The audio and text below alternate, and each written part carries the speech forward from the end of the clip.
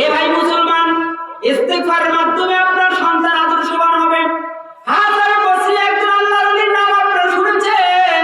হাসান বসরি খানকায় মুরিদদের নসিহত করতেছে। এমন তো অবস্থায় একজন ব্যক্তি আসলো, আসার পরে বলতেছে, ও হাসান বসরি আল্লাহর ওলি গো, আমার কূপের পানি শেষ হয়ে গেছে, আমি কি করব? এমন একটা আমল বাতলা দেন যার মাধ্যমে আল্লাহ পাক আবার কূপের পানি ফেরত দিয়া দেয়। আল্লাহর ওলি হাসান বসরি বললেন, যাও যাও লোক সকল, তোমরা যাও, সকল এলাকাবাসী মিলে বসে এক জায়গায় আল্লাহর কাছে ইস্তেগফার করো। জোরে বলি সুবহানাল্লাহ। ইস্তেগফার আমল শুরু করে দাও, আল্লাহ পাক তোমার কূপের মধ্যে পানি দিয়া দিবে।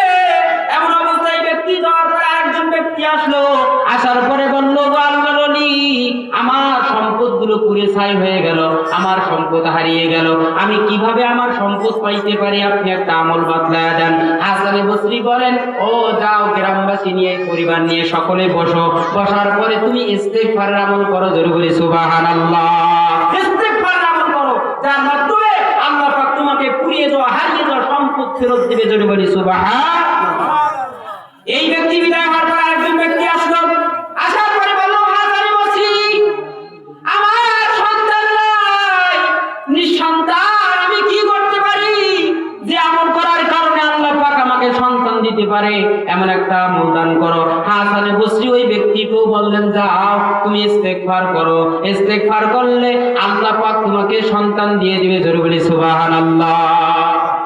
এখন সব লোক চলে যাওয়ার পর মুরিদ জিজ্ঞেস করে, শাগির্দ জিজ্ঞেস করে, হুজুর, এক একজন এক এক সমস্যা নিয়ে আসলো।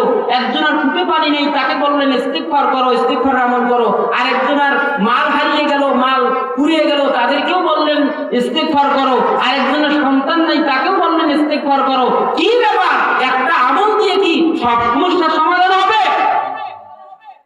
হাসান বসরি বলেন, এ আমার শাগির্দ শোনো, আল্লাহ পাক ওয়াদা করেছেন, যদি কেউ আমি আল্লাহ পাকের কাছে ইস্তেগফার করে, আমি আল্লাহ পাক তাদের সেই সমস্যাগুলো সমাধান করে দেব। আমি আমার থেকে এই আমল দেই নাই। এই 1 নং মুন্সিপাড়াবাসীকে আমি একটা আমল দিতে চাই। আজকে তৃতীয় বক্তা হিসেবে, আজকের এই মাহফিলের বক্তা হিসেবে আমি শ্রোতাদের কাছে দাবি, এ ভাই, ইস্তেগফার করে যারা নিঃসন্তান সন্তান পেয়ে যাবে, যাদের আর্থিক সমস্যা সমাধান হয়ে যাবে, যাদের মালের সমস্যা মাল দিয়ে দিবেন আল্লাহ পাক, যাদের পানির সমস্যা আল্লাহ পাক পানি দিয়ে দিবেন। কারণ হাসান বসরি বলেন, শাগির্দ শোনো, কুল তুস্তাগফিরু রাব্বাকুম ইন্নাহু কানা গাফফারা। আল্লাহ পাক রব্বুল আলামিন বলেন, এ আমার বান্দারা, আমার কাছে ইস্তেগফার কর, ইন্নাহু কানা গাফফারা। নিজের উপরে জুলুম করেছো, গুনাহ করতে করতে জাহান্নামের পথের পথিক হয়েছো, ইস্তেগফার কর, ইন্নাহু কানা গাফফারা। আমি আল্লাহ পাক রব্বুল আলামিন গফুরুর রহিম। জোরে বলি সুবহানাল্লাহ। আমি আল্লাহ তোমার জিন্দেগীর সকল গুনাহ খাতা মাফ করে দেব। জোরে বলি সুবহানাল্লাহ। মুসলমান ভাইরা আমার, হাসান বসরি সামনে আয়াত তিলাওয়াত করলেন, সামনে আবার আয়াত তিলাওয়াত করেন, ইউরসিলুস সামা আলাইকুম মিদরারা। ও শাগির্দ শুনে নাও, আল্লাহ পাক বলেন, ইউরসিলুস সামা আলাইকুম মিদরারা। যদি কোনো অনাবৃষ্টি শুরু হয়ে যায়, আমার বান্দা যদি ইস্তেগফার করে, দেখেন না এই বড় মাঠেও হয়েছিল। আবার আব্দুল্লাহ দরবেশকে যারা চিনেন আপনারা চিনেন, আব্দুল্লাহ দরবেশ ছিল। এই আল্লাহর বান্দা খিয়ারডাঙ্গাতে অনাবৃষ্টি শুরু হয়ে যায়। আমি আমার উস্তাদের কাছে শুনেছি, এই খিয়ারডাঙ্গায় সকলে একত্রিত হয়ে গেল, সকলকে বলল, যখন হে লোক সকল, আমাদের গুনাহের কারণে আল্লাহ পাক অনাবৃষ্টি দিয়েছেন, বৃষ্টি দেন না, আমরা ইস্তেগফার করব, আল্লাহর কাছে দোয়া করব, তাহলে হয়তো আল্লাহ পাক আমাদের দোয়া কবুল করলে পানি দিবে। আমি শুনেছি ওই সময় যখন আব্দুল্লাহ দরবেশ সাহেব দোয়া করেছিলেন, ইস্তেসকার 2 রাকাত নামাজ পড়ে কান্নাকাটি করে মানুষগুলো নিজের গুনাহ খাতার জন্য আল্লাহর কাছে দোয়া করেছেন, ইস্তেগফার করেছেন, তওবা করেছেন। আল্লাহ পাক রব্বুল আলামিন দোয়া কবুল করেছেন।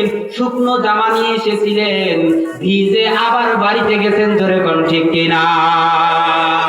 এটা অনাবৃষ্টি যখন শুরু হয়, পানির কোনো সমস্যা, ইস্তেগফার করে আল্লাহ পাক বলেন, কুল তুস্তাগফিরু রাব্বাকুম ইন্নাহু কানা গাফফারা। অনাবৃষ্টির সমস্যা, তুমি আমার কাছে ইস্তেগফার শুধু তাই নয় রে মুমিন, আল্লাহ পাক বলেন ওয়ায়ুমদিদুকুম বিআমওয়ালিন ওয়া বানিন। আল্লাহ পাক রব্বুল আলামিন বলেন শুধু অনাবৃষ্টির সমস্যা সমাধান করব তা না, ওয়ায়ুমদিদুকুম বিআমওয়ালিন, আমি আল্লাহ পাক তোমার সম্পদ হারিয়ে গিয়েছে, তোমার সম্পদ পুড়ে ছাই হয়ে গেছে, তোমার সম্পদের সমস্যা, তোমার রিজিকের সমস্যা আমি আল্লাহ পাক সমাধান করিয়া দিব। শুধু তাই নয়, ওয়াবানিন, তোমার সন্তান নাই, আমি আল্লাহ সন্তান দাতা। কোন পীরের মাজারে গেলে সন্তান পাবি না রে মুমিন, কোন মুসলমান কোন হুজুরের কাছে দোয়া চাইলেও সন্তান পাবি না। একমাত্র ইস্তেগফার করার পর গভীর রাত্রের ভিতরে দুই হাত তুলে আল্লাহর কাছে তওবা করে দোয়া কর। অবশ্যই আল্লাহ পাক রব্বুল আলামিন যে ইব্রাহিম আলাইহিস সালামকে 92-90 বছর একটা সন্তান দিয়েছিলেন, ওই আল্লাহ আজও আছে, এখনো আছে। ইস্তেগফার করার মতন কর, আল্লাহ পাক তোমাকে নিঃসন্তানদেরকে সন্তান দান করবেন। জোরে কোন ঠিক কিনা? মুসলমান ভাইজান আমার, শুধু তাই নয়, আল্লাহ পাক রব্বুল আলামিন বলেন ওয়ায়াজআলনাকুম জান্নাতিন ওয়ায়াজআলনাকুম আনহারা। আল্লাহ পাক রব্বুল আলামিন বলেন ওই শুধু সন্তান দেব, পানির সমস্যা সমাধান করব তা না, মানুষের রিজিকের সমস্যা সমাধান করব তা না, গুনাহগারকে maaf করে দিব শুধু তা না, আমি আল্লাহ পাক ওই সমস্ত তওবাকারীর জন্য একটা জান্নাত দান করব। জোরে বলি সুবহানাল্লাহ। এবং ওই জান্নাত যে দান করব, ওই জান্নাত দান করবে এমন একটা জান্নাত, যে জান্নাতের মধ্যে, যে জান্নাতের তলদেশে মধুর নহর প্রবাহিত, যে জান্নাতের তলদেশে দুধের নহর প্রবাহিত হচ্ছে, যে জান্নাতের তলদেশে শরাবের নহর প্রবাহিত আছে। চিৎকার দিয়ে কোন আল্লাহু আকবার, লিল্লাহি তাকবীর। এজন্য মুসলমান, ওই একদম মুন্সিপাড়ার মুসলমান, আমি আপনাদেরকে একটা আমল দিলাম, সকালে 100 বার ইস্তিগফার করেন, বিকালে 100 বার ইস্তিগফার করেন। সকালেও পড়ার সময় নাই, বিকালেও পড়ার সময় নাই, এখান থেকে বাবন নিয়ে যাইতেছেন গাড়িতে করিয়া, আপনি মনে মনে ইস্তিগফার করেন, আস্তাগফিরুল্লাহ আস্তাগফিরুল্লাহ। টাঙ্গিরা খোঁজ করতে খরচের জন্য যাইতেছেন, ইস্তিগফার করেন, আস্তাগফিরুল্লাহ আস্তাগফিরুল্লাহ আস্তাগফিরুল্লাহ। মুসলমান ভাইরা আমার, এই ইস্তিগফার যদি করতে পারেন তাহলে আল্লাহ পাক আপনার ওই জান্নাত শুরু করবেন, রিজিকের সমস্যা সমাধান করবেন, অভাব অনটন থাকবে না, আপনার অবাধ্য সন্তানটাও বাধ্য হয়ে যাবে। জোরে বলি সুবহানাল্লাহ। ইস্তিগফার কর, তুমি তো বুড়া হয়ে গেছো, তোমার সন্তান তো অবাধ্য হয়ে গেছে, এখন হুজুর দোয়া করলে হবে না, কারণ তারা তো অশিক্ষিত, তারা তো মূর্খ, তাদেরকে তো তুমি এটাও শিখাইতে পারো নাই। এখন কি করার? ঘরে বসে ইস্তিগফার কর, আল্লাহ তুমি আমার দোয়া কবুল করো, আমার অত্যাচারী সন্তানের হাত থেকে আমাকে তুমি নির্যাতন থেকে বাঁচিয়ে রাখো। দেখবে তোমার ইস্তিগফারের বদলে তোমার আদর্শবান সন্তানটি, তোমার জুলুমকারী সন্তানটি, অভদ্র সন্তানটি, নিশাখোর সন্তানটি, তাস জুয়া খেলা সন্তানটি, এই ফেন্সিডিল খাওয়া সন্তানটি, মদখোর সন্তানটি তোমার ভদ্র হয়ে যাবে, তোমার অনুগত হয়ে যাবে। একটাই আমল, ইস্তিগফার করো। এজন্য আল্লাহ পাক বলেন কুলতিস্তাগফিরু রাব্বাকুম ইন্নাহু কানা গাফফারা। ও বান্দা শুনো নাও, তোমার সমস্যা সমাধান চাও তাহলে তুমি একটা আমল করো, ইস্তিগফার করো। সকালে 100 বার করো, বিকালে 100 বার করো, না করো ফজরের নামাজ পড়ে 100 বার ইস্তিগফার করো। গুনাহের খাতার উপরে ব্যতীত হয়ে যাও, অন্তরে অন্তঃস্থল থেকে মাওলার কাছে দোয়া করতে থাকো। আল্লাহর কাছে ছোট হও ভাই, আল্লাহর কাছে ছোট হও। আল্লাহ বলেন বান্দা কেন আমার কাছে ছোট হইছ না? আলাম তারা কাইফা খালাকাল্লাহ সাবআ সামাওয়াতিন তিবাকা ওয়া জাআলাল কমারা ফীহিন্না নূরান ওয়া জাআলাশ শামসা সিরাজা। আল্লাহু আকবার বলেন। মুসলমান ভাইরা আমার, আল্লাহ পাক বলেন বান্দা কেন আমার কাছে নত হবি না, কেন আমার কাছে ইস্তিগফার করবি না? আমি তো মহান আল্লাহ পাক। তুমি কি দেখো না এই সপ্তম আসমান একটা নয়, এক একটা করে সপ্তম আসমানকে আমি আল্লাহ প্রতিদিন সাজিয়ে রেখেছি। শুধু তাই নয় রে বান্দা, আমার আসমান প্রতিদিন আসমানের দিকে তাকালে তুমি আমার কাছে নত হইতে পারো, তারপরও কেন হও না? 3.5 হাত বডি নিয়ে এত বাহাদুর করো রে মাওলা। এই বান্দা তুমি 3.5 হাত বডি নিয়ে এত বাহাদুর করো কেন? আমি মাওলা সপ্তম আসমানকে বিনা খুঁটিতে সাজিয়ে রেখেছি। শুধু তাই নয়, তোমাকে দিনের বেলা আলো দেওয়ার জন্য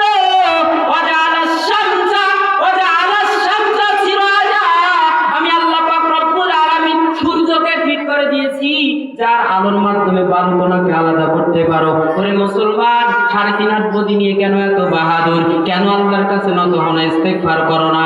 মুমিন আল্লাহ পাক আরো বলেন, ওয়া জাআলাল কমারা ফীহিন্না নূরা, আমি আল্লাহ পাক রাতের মধ্যে কোমল আলো তোমাকে দান করেছি, যে আলোর মাধ্যমে তুমি সুন্দর লাগে, তোমাকে কোমল ভালো লাগে, তোমাকে সুন্দর লাগে। আমি আল্লাহ চন্দ্রটা আসমানে সেট করে রাখলাম, খুঁড়িবিহীন আসমানে চন্দ্রটা ফিট করে রাখলাম। রে মুমিন, তুমি মনে করেছো আমি কবরে গেলে মাটির সঙ্গে মিশে যাব? না, আল্লাহ পাক বলেন কবরস্থানের দিকে তাকাও, যেখানে কেউ চাষ করো না সেখানে ওই খিয়ার টাকা কবরের দিকে তাকাও। আপনাদের এই 1 নং মুন্সিপাড়ার কবরের দিকে তাকাও, কত গাছ চাষ ছাড়া বীজ ছাড়া হয়েছে, যেরকম ঠিক কিনা? কত গাছ চাষ ছাড়া বীজ ছাড়া হয়েছে। আমি মাওলা চাষ ছাড়া বীজ ছাড়া যদি গাছ উৎপাদন করতে পারি মাটি থেকে, তাহলে তোমার 3.5 হাত বডি পচে যাবে, গলে যাবে। মনে করেছো আমি একত্রিত করতে পারবো না?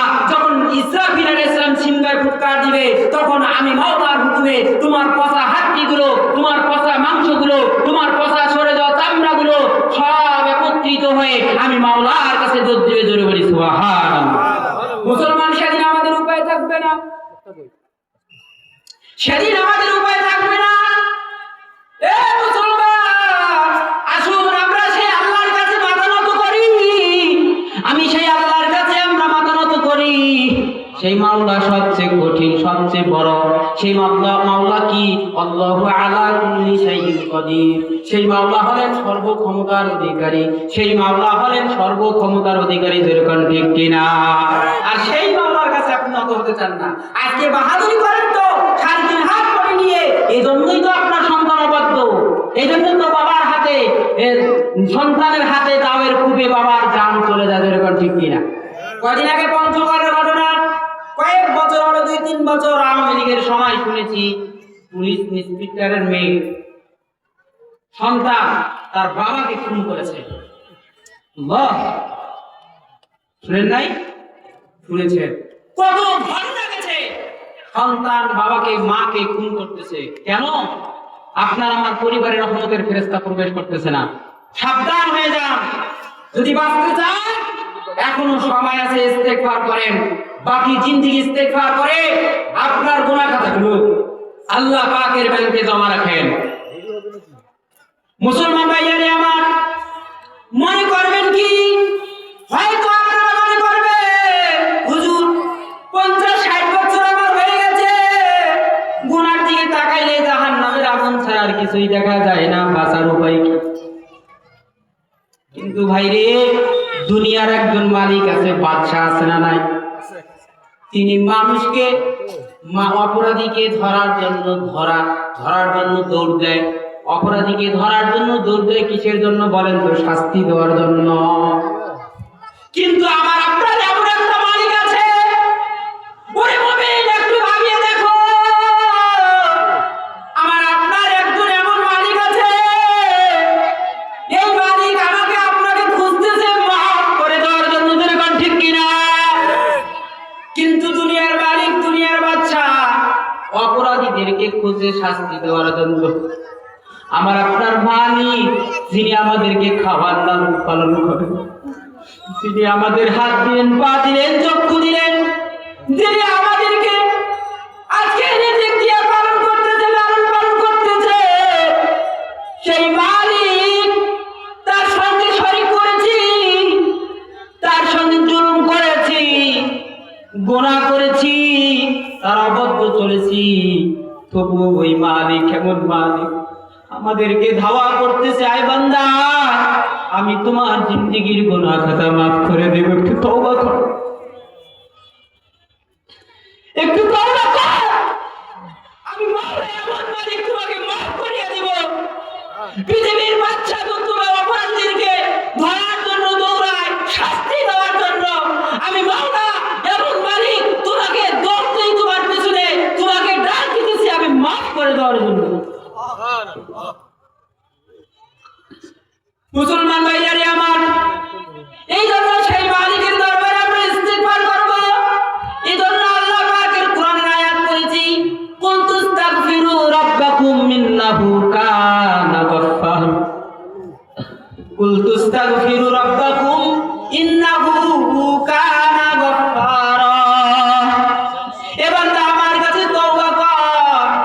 ইস্তেগফার কর, আমি আল্লাহ তুমি গফফার, আমি তোমাদের গুনাহ খাতা মাফ করে দেব। এজন্য ভাই আসুন আমরা তো সকলে গুনাহগার, আমরা আল্লাহর কাছে তওবা করে ইস্তেগফার করি, আমরা আল্লাহর কাছে মাফ চাই।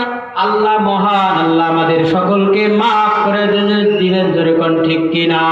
তওবা করব ভাই, পাঁচ ওয়াক্ত নামাজ পড়ব, হাত উঠান, লিল্লাহি তাকবীর।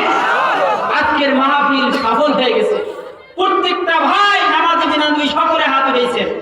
এ ভাই আসমান আল্লাহ পাক, এই যে ক্যামেরা আমাকে ভিডিও করতেছে, আপনাদেরকে আল্লাহ পাক ভিডিও করে নিলেন, আল্লাহর ইবাদত করবেন, গুনাহ খাতার মাফ চাইবেন আল্লাহর কাছে, অবশ্যই আল্লাহ আপনাদেরকে মাফ করে দিয়ে দিবেন, জোরে কোন ঠিক কিনা? এজন্য আসুন সেই মহান মনিম মহিয়ান গরিয়ান কারীম রব্বুল আলামিনের দরবারে আমরা সকলেই ইস্তেগফার করব। এই ইস্তেগফারের আমল আমি আপনাদেরকে দিয়ে দিলাম। ইস্তেগফারের মাধ্যমে অবশ্যই আল্লাহ পাক আপনার জিন্দেগীর সকল গুনাহ খাতা মাফ করে দিবেন। যদি না পারেন তাহলে শাস্তি হবে। তাহলে কি হবে ভাই? তাহলে শাস্তি হবে, তাহলে অবশ্যই শাস্তি হবে। এই জন্য আমরা কি করব? ইস্তেগফার আমল করব, নতুবা আমার শাস্তি হবে। আল্লাহ পাকের দরবারে হাসরের ময়দানে আল্লাহ পাক শাস্তি দিবেন ভাই। আমি আপনি অপরাধীকে কখনো ছাড় দিবেন না। যদি তওবা না করে হাসরের ময়দানে উঠি, তাহলে আল্লাহর আসামির কাঠগড়ায় দাঁড় হতে হবে। এই আসামির কাঠগড়ায় দাঁড় হওয়ার পর আল্লাহ যখন আপনাকে আমাকে শাস্তি দিবেন, এই শাস্তিটা আল্লাহ পাক চার সাক্ষীর মাধ্যমে দিবেন। ধরে বলি সুবহানাল্লাহ। কয় সাক্ষী? চার সাক্ষী। আল্লাহ পাক রব্বুল আলামিনের এক নম্বর সাক্ষী, যার মাধ্যমে আল্লাহ পাক আমাকে পানিশমেন্ট দিবেন, এক নম্বর সাক্ষী হলো আল্লাহ পাক বলেন ইয়াউমাইযিন তুহাদ্দিসু আখবারাহা। এক নম্বর সাক্ষী হলো আল্লাহর জমিন আমার বিরুদ্ধে সাক্ষী দিবে। এই জমিনে আমরা বিচারণ করতেছি, এই জমিন আমার বিরুদ্ধে সাক্ষী দিবে। এ মুসলমান, আল্লাহর জমিন কেটে কখনো তুমি কোথাও অন্য কোনো জমিনে যাইতে পারবা না। এই জমিনের জবান খুলে দিবে, আমি আপনি অপরাধীর বিরুদ্ধে সাক্ষ্য দেবে। দুই নাম্বার সাক্ষ্য দেবে। দুই নাম্বার আল্লাহ পাক বলেন আমুন্নামা নারায়ে তাকবীর, আল্লাহু আকবার, নারায়ে তাকবীর, আল্লাহু আকবার। প্রধান আকর্ষণের আগমন, শুভেচ্ছায় স্বাগতম। অঙ্গ হাফেজের আগমন, শুভেচ্ছায় স্বাগতম। অঙ্গ হাফেজ মাওলানা মুকসিদুল ইসলামের আগমন, শুভেচ্ছায় স্বাগতম। মাহফিল ইসলামিয়া কমিটির পক্ষ থেকে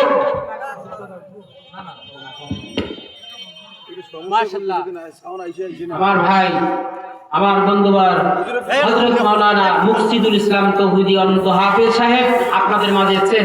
আমি যে চারটি সাক্ষীর কথা বলছিলাম সংক্ষেপে করে যাই। ইয়াউমাইযিন তুহাদ্দিসু আখবারাহা, এক নম্বর সাক্ষী জমিন। দুই নম্বর আল্লাহ পাক বলেন ইযা সুহুফু নুশিরা, দুই নম্বর আমলনামা আপনার আমার আমলনামা হাতে দেওয়া হবে, আমাদেরকে পানিশমেন্ট দেওয়ার জন্য, জাহান্নামে দেওয়ার জন্য। তিন নম্বর সাক্ষী আল্লাহ পাক বলেন কিরামান কাতিবিন,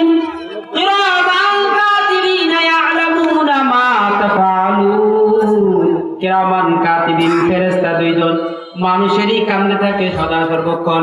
পাপ নাকি ভালো মন্দ যা করে বান্দায় সব কিছু লিখে রাখে আমলনামায়, সব কিছু লিখে রাখে আমলনামায়। যেরকম ঠিক কিনা?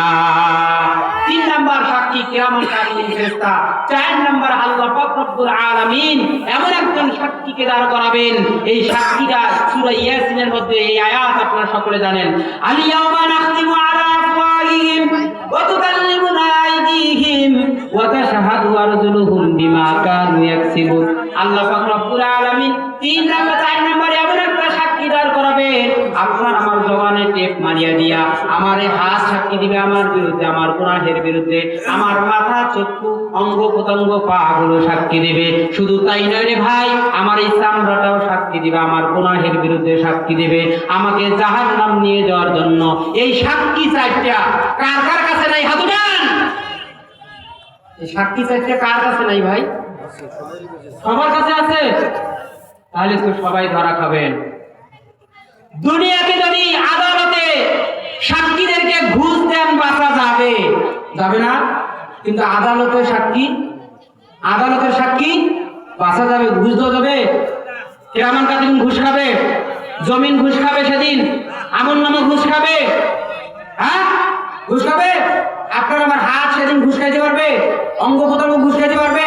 তাহলে এই সাতটি আমাদের 3.5 বলির মধ্যে আছে। সাবধান, যারা গুনাহগার ইস্তেগফার করবি, নতুবা বাঁচতে পারবি না, আল্লাহর জাহান্নামের আগুনে পড়তে হবে।